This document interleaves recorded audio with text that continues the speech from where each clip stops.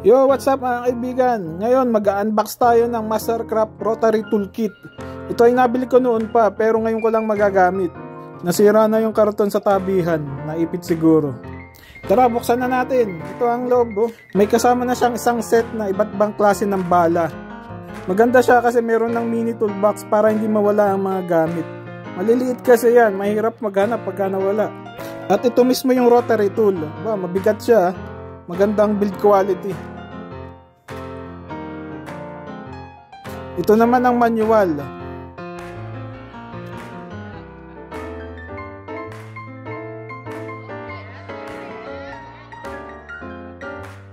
Tapos ito yung laman niya, oh.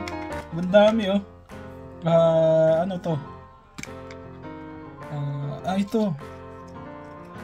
Maliliit na sandpaper.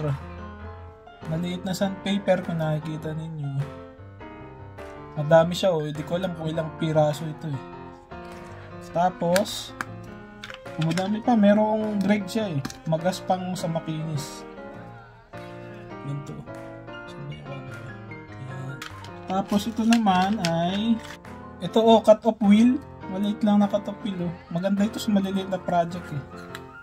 Kaya nabili ko, eh. Ito, oh, cut-off wheel. Hirap i-focus. Tapos siguro ito yung ano, yung grinding compound, pang polish. Ito yun. Hindi ko lang alam, hindi ko sure. Kasi may cloth dito na pang polish. Polishing. Tapos ano ito? Cut-off wheel pa din. Diba, mandami, ah. Ayos to, ah. Yan ang cut-off wheel. Tapos ito yung spanner. May spanner siyang kasama. Spanner para pagka maglalagay ka ng tool dito, ito yung gagamit ng panghigpit. Tapos ito yung lock para mahigpitan mo. Hindi siya umikot. Diba? And then ito, mga grinding wheel na ito na maliliit, eh. Ito, iba't ibang klaseng grinding wheel. Ibang kulay, di ko lang alam. Siguro kaya nag-iba ng kulay ay mga grade niya. Yung wrap to pine.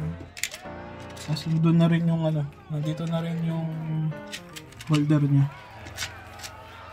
Tapos ano to? Diamond. Pagka yung sa mga concrete, ganyan. Diamond. Tapos ito yung mga collet niya, collet type. Yung may kasama na collets. Ito yung nilalagay dito. Kung gaano kalaki yung holder dito. Ito holder ito nitong sandpaper na bilog. Ilalagay mo lang yan dyan, eh. Ito rubber to, eh, para pagka nilagay mo dito, kapit siya. Yan. See? Tapos ilalagay mo dito. Yan. Papalitan lang natin ng collet. Maya. Ayun, kasya na pala. See? Ito mga brush. Panlinis. Wire brush yan, ah. Maliliit na wire brush. Tapos ito mga plastic brush naman. And then ito mga iba't ibang klase ng grinding wheel. Mayroong cone type. Mayroong ito flat. Cylindrical. Ito mayroong manipis. Marami yan, maliliit.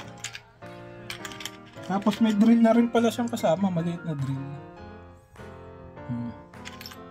Mayroon pang flat stone na maliit, oh. Ang square. Tapos ito yung mga iba't ibang klase ng sandpaper. Tapos ito naman mga polishing cloth na ito.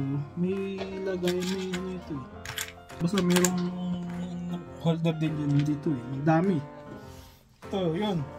Testingin natin kung gagana. Sasaksak ko itong itong rotating tool natin. Tapos spanner. Hindi mawawala itong spanner. Panghigpit yan dito.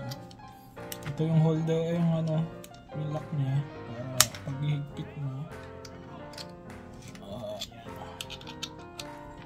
Yun, lock na. Tapos ito yung on and off. Ito yung speed selector. 1, 2, 3, 4, 5, 6. Aba, hanggang 6 ang speed niya. Try muna natin 1. Okay, start.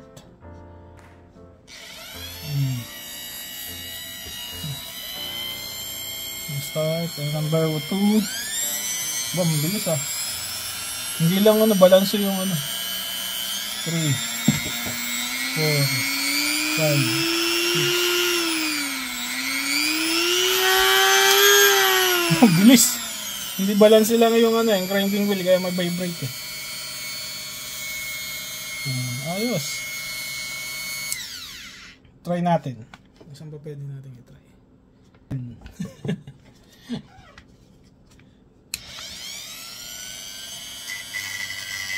Ayos din, no?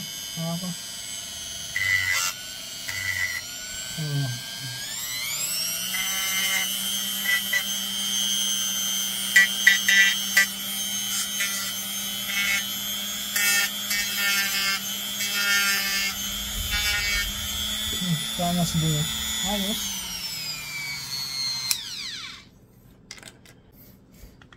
Okay, lagyan na natin ng cut-off wheel. Testingin natin. 1, 2, 3. Tingnan natin kung mapuputol itong plastic. Ba, matalas.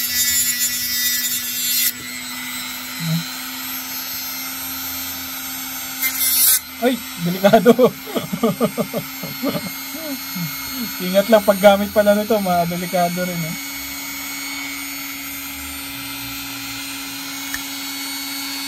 Okay, approve. Magandang gamitin. At yan po ang rotary toolkit ng Mastercraft. Bagay sa maliliit na project na kailangan mong i-grind.